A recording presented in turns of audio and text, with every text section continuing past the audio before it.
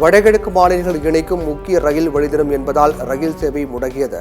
டார்ஜிலிங் ரயில் விபத்து காரணமாக நாகர்கோவில் திருமுருகர் ரயில் உள்ளிட்ட 19 ரயில்கள் ரத்து.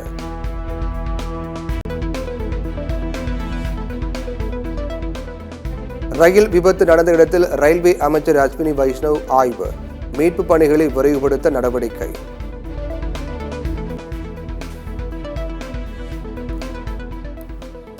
கஞ்சன்ஜங்கா விரைவு ரயில் மீது சரக்கு ரயில் மோதிய விபத்தில் உயிரிழந்தோர் எண்ணிக்கை 15 உயர்வு. காயமடைந்தவர்களில் சிலர் ஆபத்தான நிலையில் சிகிச்சை.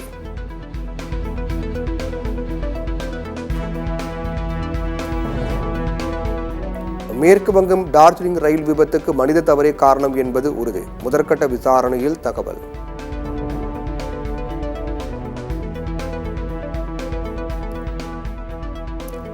ரயில் விபத்தில் உயிரிழந்தோரின் குடும்பத்திற்கு ரயில்வே சார்பில் தலா 10 லட்சம் ரூபாய் நிவாரணம். படுகாயமடைந்தோருக்கு தலா 60,000 ரூபாய் நிவாரணம் அறிவிப்பு.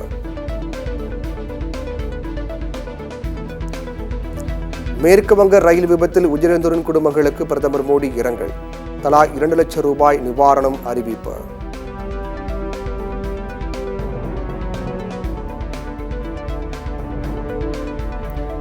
பயணிகள் மீது மத்திய அரசுக்கு அக்கறை இல்லை என மம்தா பானர்ஜி குற்றச்சாட்டு. ரயில்வே நிர்வாகம் செயலிழந்து விட்டதாக விமர்சனம்.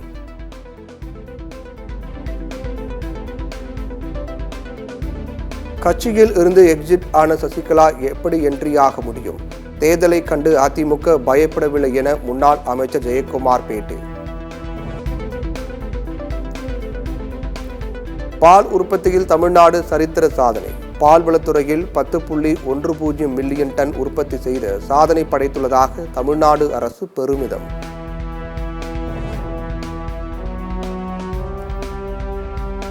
தமிழ்நாட்டில் அடுத்த 5 நாட்களுக்கு அதிகபட்ச வெப்பநிலை இயல்பை விட 2 முதல் 3 டிகிரி செல்சியஸ் அதிகரிக்கக்கூடும். தமிழகத்தில் ஜூன் 23ஆம் தேதி வரை மழைக்கு வாய்ப்பு என வானிலை ஆய்வு மையம் தகவல். புதுக்கோட்டை இலுப்பூரில் கோட்டாட்சியரை லாரி ஏற்றுக் கொள்ள முயன்றதற்கு எடப்பாடி பழனிசாமி கண்டனம். தமிழக அரசு நடவடிக்கை எடுக்கவில்லை என குற்றச்சாட்டு. குற்றால மெயின் அருவியில் தண்ணீர் வரத்து குறைந்த நிலையிலும் நீண்ட வரிசையில் நின்று சுற்றுலா பயணிகள் குளித்து மகிழ்ச்சி அடைந்தனர்.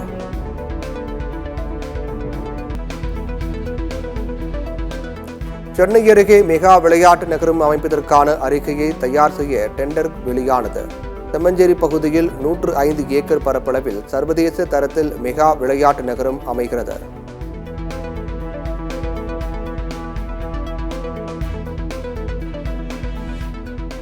வேதாரண்யம் அருகே கடலில் படகு கவிழ்ந்து 15 மணி நேரம் உயிருக்கு போராடிய 3 மீனவர்கள் மீட்பு.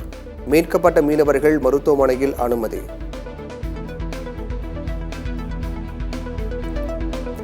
அதிக வெப்பத்தில் தவிக்கும் அசாம் உள்ளிட்ட மாநிலங்களில் அடுத்த 5 நாட்களுக்கு கனமழை பெய்ய வாய்ப்பு.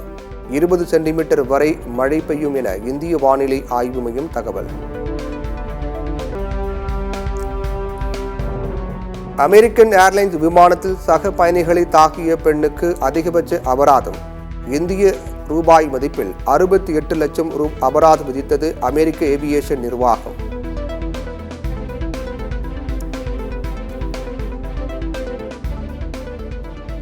ஹிஸ்புல்லா அமைப்பினர் எல்லையில் தொடர் தாக்குதல் நடத்தினால் கடும் விளைவுகளை சந்திக்க நேரிடும். இஸ்ரேல் ராணுவம் எச்சரிக்கை.